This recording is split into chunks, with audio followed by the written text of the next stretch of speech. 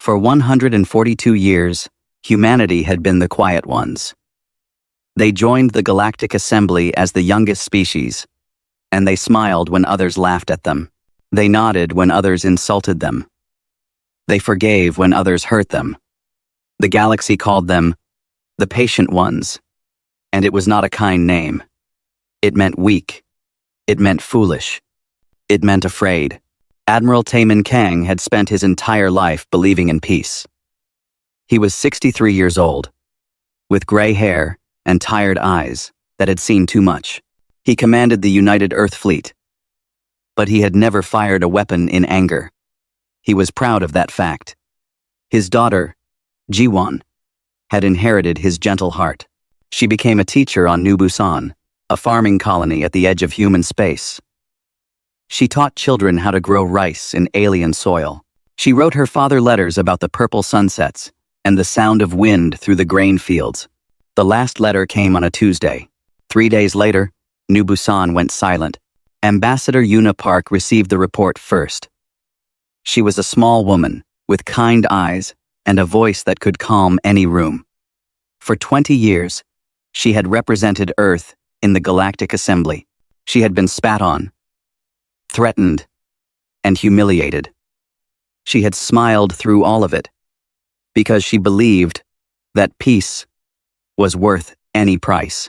The report said that the Veldrathi Dominion had attacked New Busan.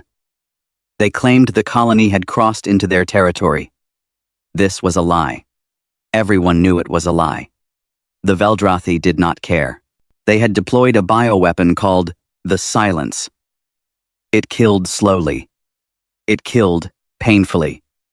And it killed everyone. 2,300,000 people, gone in 72 hours. Yuna read the names of the dead. She found Jiwon Kang on page 47. She found children. She found babies. She found entire families who had simply wanted to grow food under an alien sun. She walked into the Galactic Assembly chamber that day with evidence. She had recordings.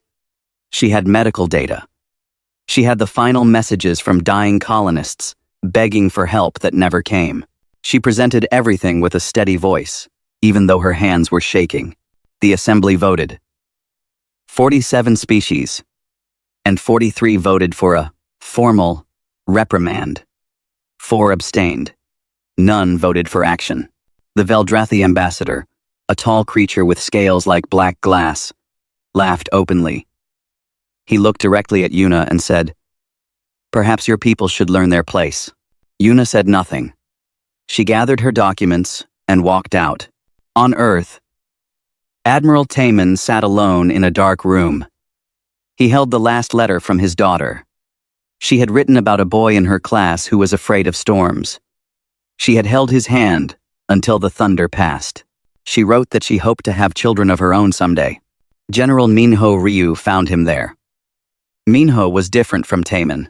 He was cold where Taemin was warm. He was sharp where Taemin was soft. For 30 years, he had run Earth's defense intelligence. For 30 years, he had warned that this day would come. No one had listened. The assembly did nothing. Minho said. Taemin did not look up. "I know. They will do it again. The Veldrathi, or someone else. They will keep hurting us because they think we will never fight back." 1. Taemin folded his daughter's letter carefully. He placed it in his pocket, close to his heart. When he looked up, his eyes were different. The gentleness was still there, but something else had joined it. Something old. Something cold. "Call the council," he said. The United Earth Council met in emergency session. Every leader, every general, every admiral. They filled the Great Hall in Geneva, the same hall where humanity had once signed its first peace treaties. The room was silent. Everyone knew why they were there. Ambassador Yuna stood before them. Her voice did not shake anymore. "I have spent 20 years telling the galaxy that we are peaceful. I have spent 20 years believing that if we were patient enough, kind enough, forgiving enough, they would learn to respect us." She paused. Her eyes moved across the room. "I was wrong. She told them about the laughter. She told them about the vote. She told them about the Veldrathi ambassador's words. They do not see us as equals. They see us as prey. And prey does not negotiate. Prey does not reason. Prey runs. Or prey dies. Her voice hardened. I am done running. Admiral Taman stood. The room fell even more silent. I have given my life to peace, he said. I believed in it. I still believe in it. But peace is not surrender. Peace is not watching our children die while the galaxy laughs. Peace is not weakness. He looked at the faces around him. Young officers. Old veterans. Politicians who had never seen war. Scientists who had hoped they never would. My daughter believed in teaching. She believed that you could change the universe one child at a time. The Veldrathi killed her for that belief. They killed 2 million people because they thought we would do nothing. His voice dropped low. They were wrong. General Minho stepped forward. He activated a holographic display. Ships appeared. Hundreds of them. Then thousands. Hidden shipyards. Secret weapons programs. 30 years of quiet preparation. We are not weak, Minho said. We have never been weak. We simply chose not to fight. That choice is no longer ours to make. The vote was unanimous. Admiral Taman spoke the words that no Earth commander had spoken in 142 years. His voice was steady. His heart was broken.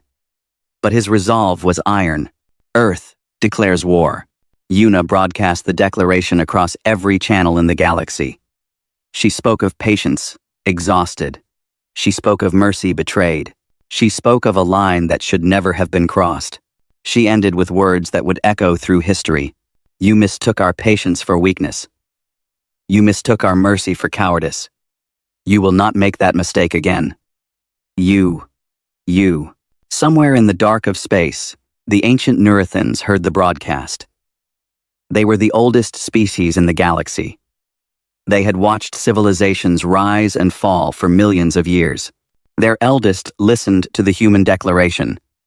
And then he gave a single order. Evacuate our border worlds. All of them. When asked why, he simply said, We have read the histories of their homeworld. You have not.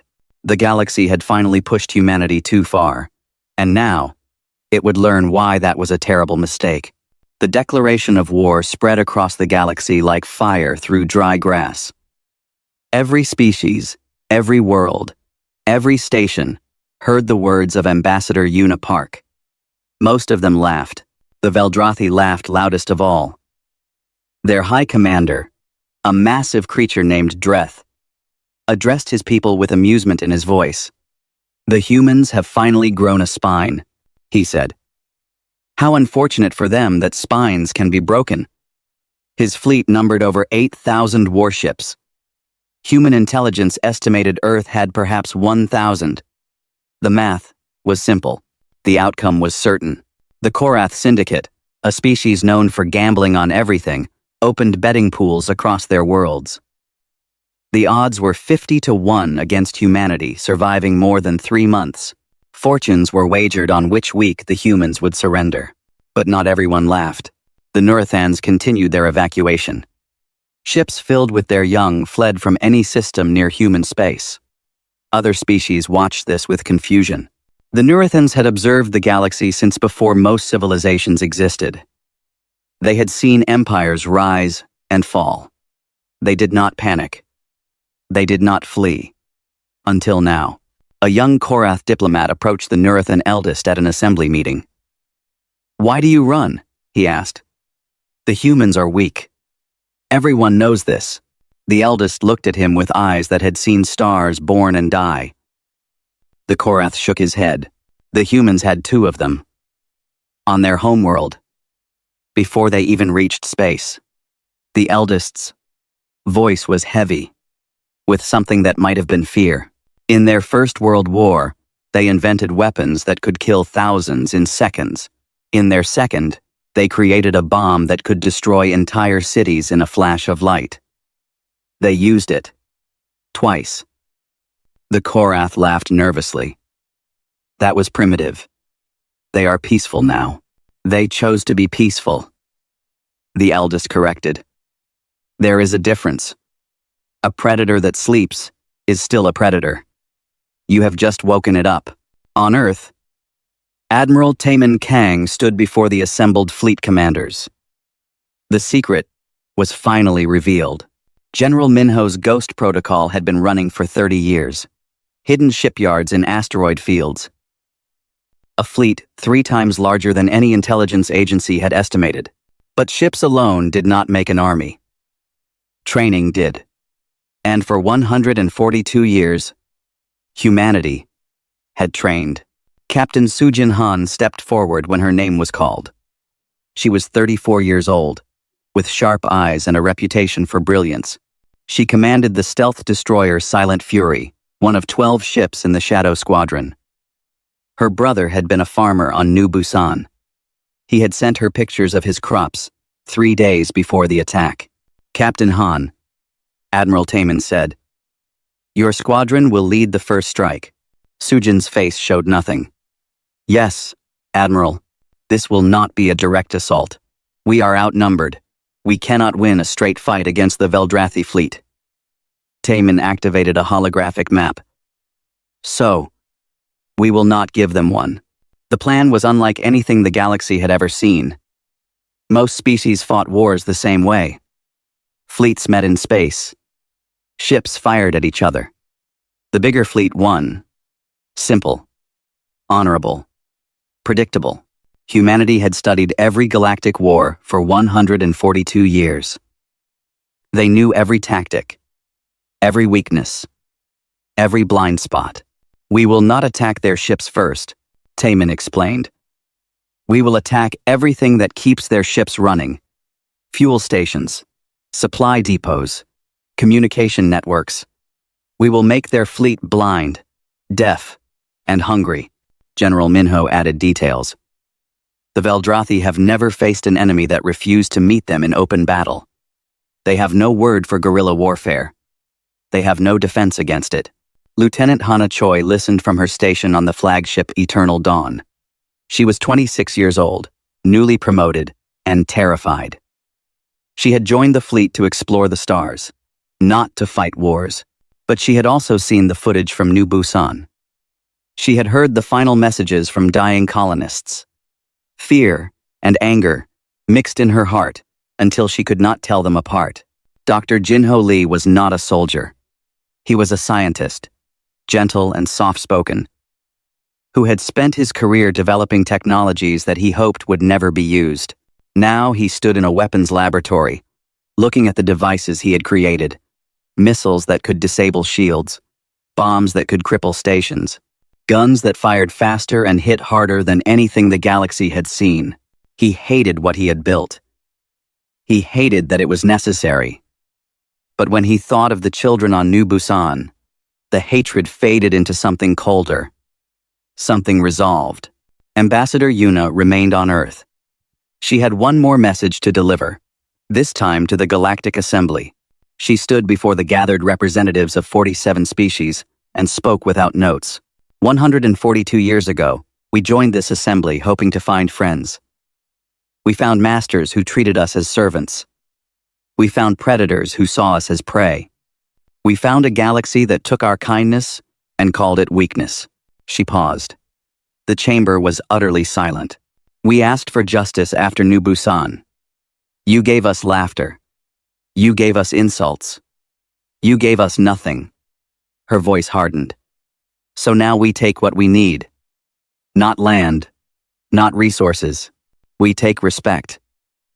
And if respect must be bought with fire, then fire it shall be. She turned to leave, then stopped. To those species who showed us kindness, who treated us as equals, we bear no anger. This war is not with you, but to those who laughed at our dead, who mocked our tears, who thought our patience was endless. She looked directly at the Veldrathi ambassador. We are coming, and we do not forgive. The Veldrathi ambassador's laugh died in his throat. For the first time, He looked uncertain. Across human space, ships powered up their engines. Soldiers said goodbye to families. Officers reviewed battle plans that they had memorized years ago, hoping they would never need them. Admiral Taman stood on the bridge of the eternal dawn. Through the window, he could see Earth blue and green and beautiful, the home of a species that had survived ice ages and plagues and wars against itself. A species that had learned, painfully, what violence cost. A species that had chosen peace. A species that had just chosen war. "Admiral," Lieutenant Hanna said, "all ships report ready." Taman nodded slowly. His hand moved to his pocket, where his daughter's letter rested against his heart. "For over a century," he said quietly, "we showed the galaxy who we wanted to be." He straightened. His voice carried across every ship in the fleet. "Now, we show them who we truly are." Wealth, the fleet began to move. The galaxy held its breath. It would not breathe easy again for a very long time. The Veldrathi expected an attack. They prepared for one. Their massive fleet gathered at the border of human space, guns charged and shields raised. High Commander Dreth stood on his bridge, waiting for the humans to come to him. He would destroy them in one glorious battle. It would take, perhaps, a day. He waited 3 weeks. On the first night, Captain Sujin Han led her shadow squadron through the darkness between stars. Their ships were small and quiet, painted black and running cold. Veldrathi sensors looked for engines and heat signatures. The human ships gave them nothing to find. They slipped past the waiting fleet like ghosts. 2,000 light-years behind the front lines, the Veldrathi maintained their largest fuel processing station. It was a massive structure, big enough to refuel an entire battle group. 15,000 workers lived there. It had never been attacked because it was too far behind enemy lines. No one could reach it. The Silent Fury reached it at 3 in the morning. Station time. Sujin watched the station through her viewport. Her orders were clear. Military targets only. No civilian casualties. She activated her targeting computer and found the fuel storage tanks, the processing equipment, the loading docks. She avoided the living quarters. "Fire," she said. 12 missiles launched. They flew silent and dark until they were too close to stop. The explosions lit up the void like artificial suns. The fuel tanks went up in chains of fire. The processing equipment melted into slag. The loading docks crumbled into debris. The station was crippled but not destroyed. The living quarters were untouched. 15,000 Veldrathi would survive, but they would never process another drop of fuel. Before anyone could respond, the Shadow Squadron vanished back into the dark. That same night, across 3 sectors, human forces struck 47 different targets. Communication satellites went silent. Supply depots burned. Navigation beacons stopped transmitting. It was not one attack. It was 100 attacks, all at once. All perfectly coordinated. High Commander Dreth received the reports the next morning. He did not believe them at first. How could the humans be everywhere at once? How could they strike so deep behind his lines? How could they disappear before his ships could respond? He ordered his fleet to hunt down the attackers. His ships scattered across the sector, searching for an enemy they could not find. On the 5th day, the Veldrathi communication network failed completely. Ships could not talk to each other. Commanders could not receive orders. Dreth screamed into a void that did not answer. On the 12th day, 40% of his fleet ran out of fuel. Ships that had been hunting enemies became floating targets. Captain Sujin's squadron found them one by one. She did not destroy them. She disabled their weapons and engines, then broadcast a message on all frequencies. "Surrender and you will be treated fairly. Fight and you will die." Some fought. They died. Most surrendered. They were shocked to find that the humans kept their word. Prisoners were fed, treated for injuries, and held in humane conditions. This was not how war was supposed to work. This was not how enemies behaved. The reports reaching the Galactic Assembly grew more desperate each day. The Veldrathi, who had laughed at humanity, were being systematically destroyed.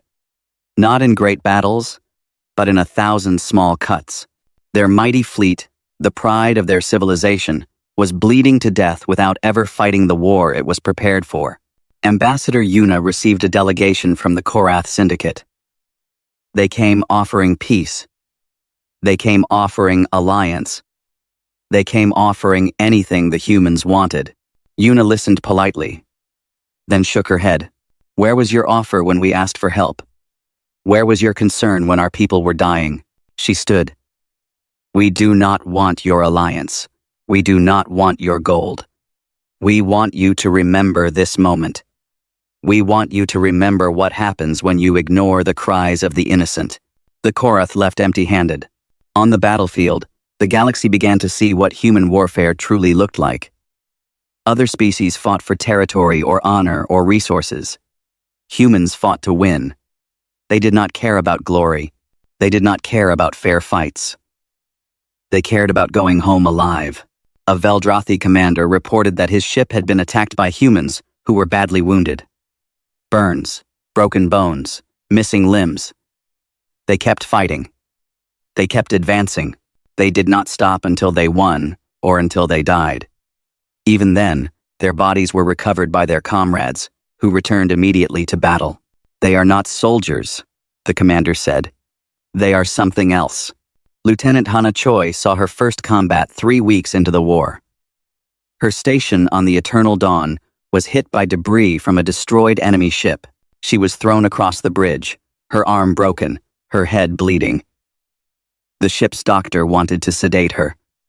She refused. My station is still working, she said through clenched teeth. I can still fight. Admiral Taman watched her return to her post. He saw something in her eyes that he recognized. The same thing he had seen in Captain Sujin. The same thing he felt in himself. It was not hatred. Exactly. It was worse than hatred. It was determination so deep and cold that nothing could stand against it. The humans adapted faster than the Veldrathi could believe.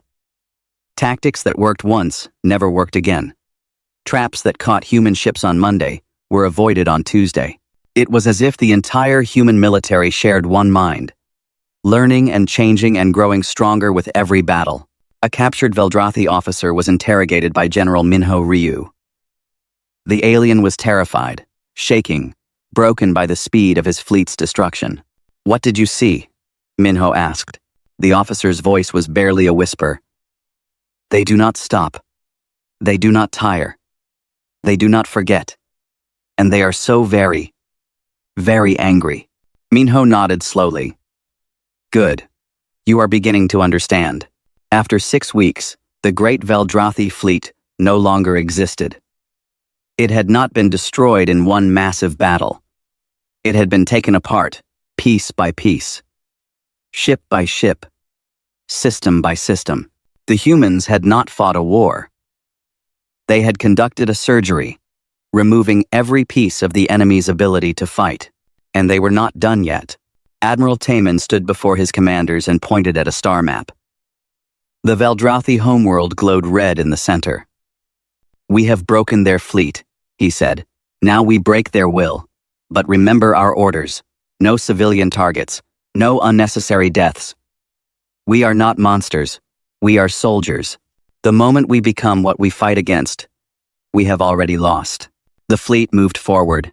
The Veldrathi homeworld began to see human ships in their skies for the first time, and they learned, finally, what fear truly felt like. The Veldrathi homeworld had never been touched by war. For 3,000 years, their civilization had expanded outward, conquering others while keeping their homes safe and peaceful. Their children grew up believing that war was something that happened to other species, something far away, something that could never reach them. Human ships appeared in their sky on a cold morning in their autumn season. They did not attack. They did not fire. They simply hung there, silent and dark, like birds waiting to descend. The message they broadcast was simple. Surrender your military. Face trial for your crimes. We will not harm your civilians. This is your only chance." The Veldrathi government refused. Admiral Taman nodded when he received their answer. He had expected it. Pride was a hard thing to break, even when everything else had already fallen. "Begin the second phase," he ordered. Human forces did not bomb cities. They did not destroy homes. Instead, they systematically eliminated every military installation on the planet. Bases, armories, command centers, factories that made weapons, ships that carried soldiers. All of it, gone in 48 hours. The Veldrathi military command tried to fight back. Their ground forces fired at human ships. Their remaining fighters launched desperate attacks. None of it mattered. Human technology was not just better, it was generations ahead. Dr. Jinho Lee had spent his career making sure of that. Jinho watched the reports from his laboratory on Earth. He saw the weapons he had designed do exactly what he had built them to do. Every dead enemy soldier was a success for his work. Every destroyed base was proof that his years of effort had not been wasted. He should have felt proud. He felt sick instead. His assistant found him sitting alone in the dark that night. "Dr. Lee? Are you all right?" Jinho did not answer for a long moment. "I became a scientist because I wanted to help people," he finally said. "I wanted to heal diseases, grow food, make life better." He looked at his hands. "Now I make death, and I am very good at it." His assistant sat beside him. "Those weapons are saving human lives." "I know." Jinho's voice was tired. "That is why I hate myself a little less." On the Veldrathi homeworld, Captain Sujin Han led a ground team to capture the military leadership. Intelligence had located the bunker where the high commanders were hiding. The same commanders who had ordered the attack on New Busan. The same commanders who had authorized the use of the silence. Sujin moved through the darkness like a shadow. Her team was small and fast. They bypassed security systems that the Veldrathi believed were unbreakable. They moved through corridors that should have been impossible to find. High Commander Dreth was there, surrounded by his generals. When human soldiers burst through the door, he reached for his weapon. "Don't," Sujin said. Her voice was calm. Her gun was steady. "I want you alive. You need to answer for what you did." Dreth stared at her. He saw her eyes and recognized what was in them. He had seen it in the eyes of predators. He had never seen it in the eyes of prey. "You are the captain of the stealth ship," he said slowly. "I have heard reports about you. They say you lost family on New Busan." "My brother." Sujin's finger rested on the trigger. He was a farmer. He had never hurt anyone in his life. "Your bioweapon took 3 days to kill him. He sent me a message on the second day. He said he loved me. He said he was not afraid." Her voice cracked for just a moment, then steadied. "He lied." I could hear the fear in his voice. He was terrified. And he died alone. And there was nothing I could do. Dreth saw something shift in her eyes. He prepared for death. But the bullet never came. "Death is too easy for you," Sujin said. She lowered her weapon. "You will stand trial. The galaxy will see what you did. And then you will live the rest of your life knowing that everyone knows. That is worse than anything I could do to you here." She cuffed him and dragged him out into the light. On the eternal dawn, Lieutenant Hana Choi struggled with what she had seen and done. Her arm had healed, but something else had not. She could not sleep. When she closed her eyes, she saw explosions. She heard screams. She remembered the face of an enemy soldier, young and terrified. In the moment before her ship's guns ended his life, Admiral Taman found her on the observation deck, staring at the stars. "Lieutenant," he said quietly. Hana straightened, but did not turn. "Admiral, I apologize. I should be at my station. Your shift ended 3 hours ago." Taman stood beside her. "Tell me what is wrong." Hana was silent for a long time. "I killed people today," she finally said. I know they were enemies. I know they would have killed us. But they were people. They had families. They had lives. And I ended them. Taman nodded slowly. Yes, you did. How do you live with it? The Admiral looked out at the stars. You don't forget. You shouldn't forget. The day you stop feeling the weight of death is the day you lose yourself. He paused. But you remember why we fight. We fight so that the next generation will not have to. We fight so that there will be no more new boozens. We fight so that someday, children can grow up without fear. And when it is over, Taman turned to look at her. When it is over, we put down our swords. We build instead of destroy. We heal instead of hurt. That is the only way to make peace with what we have done. Hana wiped her eyes. Do you believe that, Admiral? Taman touched the pocket where his daughter's letter rested. I have to believe it. It is the only thing that keeps me human. 3 months after the first shots were fired, the Veldrathi Dominion officially surrendered. Their government signed documents admitting their crimes. Their military leaders were taken into custody for trial. Their weapons of mass destruction were dismantled under human supervision. It was the fastest defeat of a major galactic power in recorded history. But Admiral Taman was not satisfied with just victory. He broadcast a message across every channel in the galaxy, making sure every species heard his words. The Veldrathi are finished. But let every civilization hear this. We remember. We remember every world that was taken from us, every life that was dismissed, every cry for help that was ignored. We chose peace once. You chose to make us choose again. His voice hardened. Pray we never have to make this choice. A third time, the galaxy received the message. The galaxy remembered. And the galaxy was afraid. The war was over. But the galaxy was forever changed. The Veldrathi Dominion no longer existed.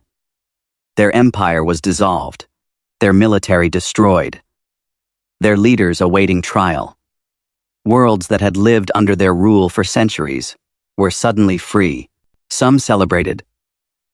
Others simply sat in shock, unable to believe what had happened.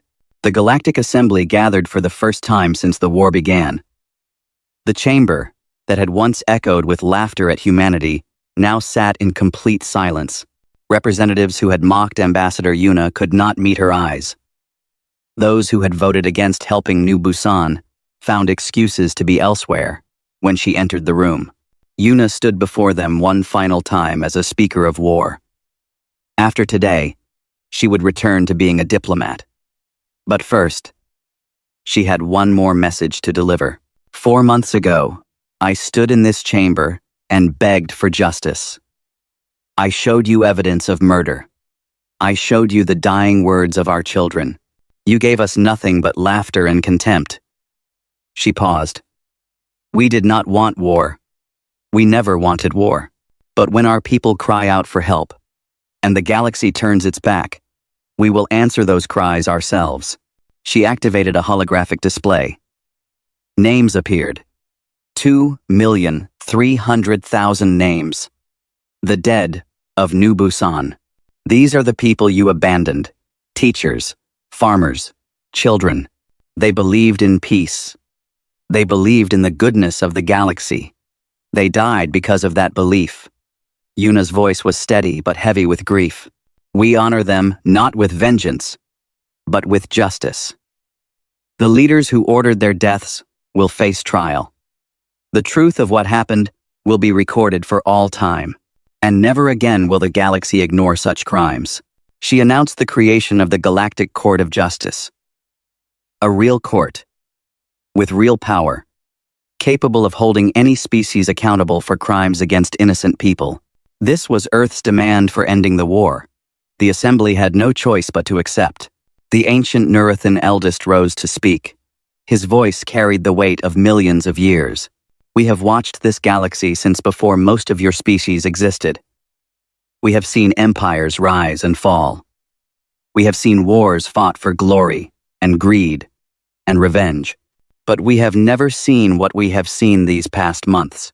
He turned to face the human delegation. The humans did not fight for conquest. They did not keep the worlds they took. They did not enslave the people they defeated. They fought for justice, and when justice was achieved, they stopped. The eldest bowed his ancient head. We studied humanity when they first arrived. We read their histories, and we were afraid. Now we understand. Yes, humans are capable of great destruction, but they are also capable of great restraint. They choose to be peaceful. That choice makes them more dangerous than any species we have known, but it also makes them admirable. The assembly stirred. Such praise from the Neurathans was unprecedented. Admiral Taman was not in the assembly chamber. He had retired the day the surrender was signed. He could not bear to remain in uniform any longer. The weight of what he had done pressed on his soul like a stone. He traveled to New Busan. The planet was empty now, silent and still. The buildings remained standing. The fields continued to grow. But there was no one left to harvest them. No children playing in the streets. No teachers guiding young minds. He walked until he found the school where his daughter had taught. The building was intact, preserved by some cruel chance. Her classroom was exactly as she had left it. Drawings hung on the walls. Books sat open on desks. A half-written lesson plan lay on her desk, waiting for a teacher who would never return. Taman sat in her chair and wept. Lieutenant Hana Choi found him there. She had requested permission to accompany him, though she had not said why. Now she understood. This was a pilgrimage, a goodbye. "Admiral," she said softly. Taman wiped his eyes. "I am not an admiral anymore, Lieutenant. Just an old man visiting his daughter." Hana sat beside him. She was a good teacher. I read her file. Her students loved her. She loved them more. Taman looked at the drawings on the walls.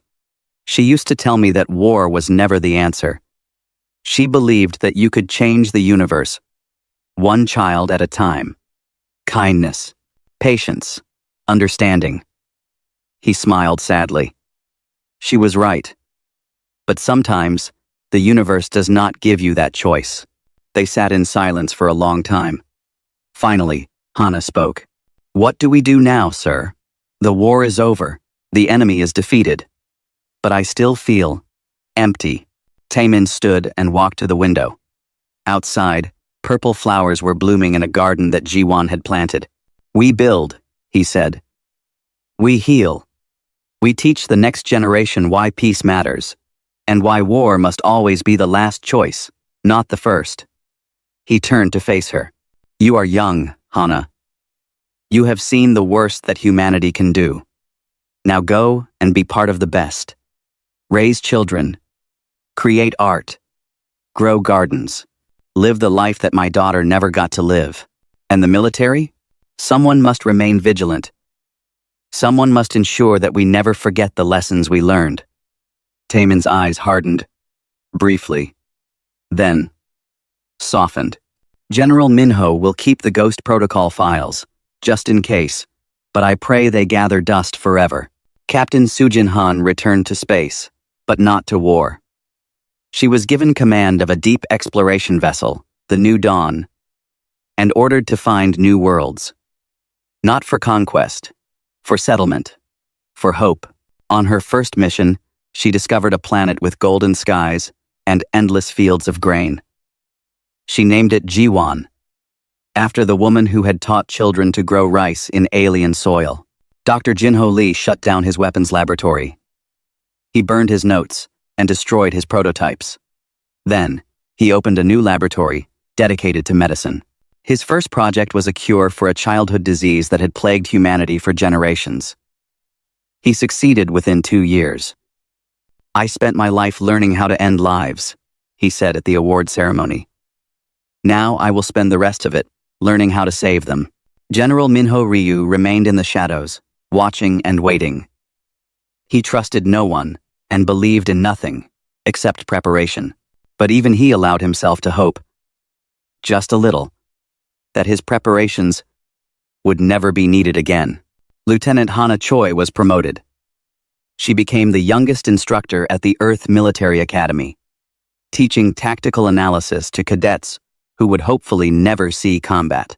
She taught them two things above all else: how to fight and why to seek peace. War is not glorious, she told each new class.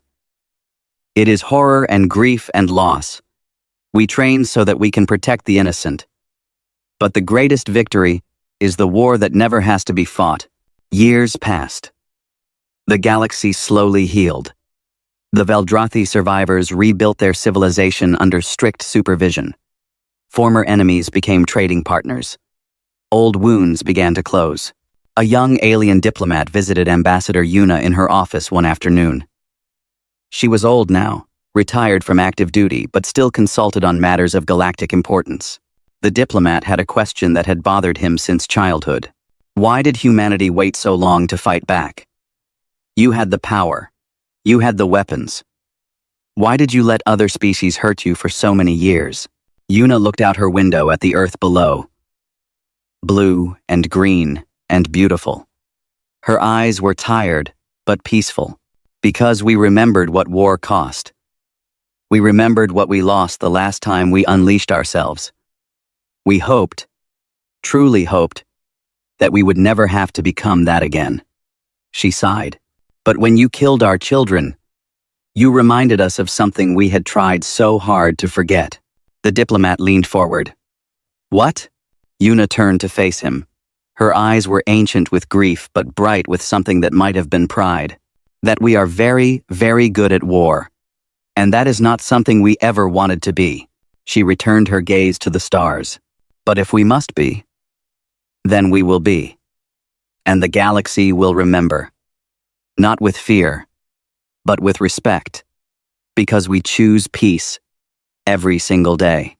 We wake up and make that choice again and again, even when it is hard, even when it hurts.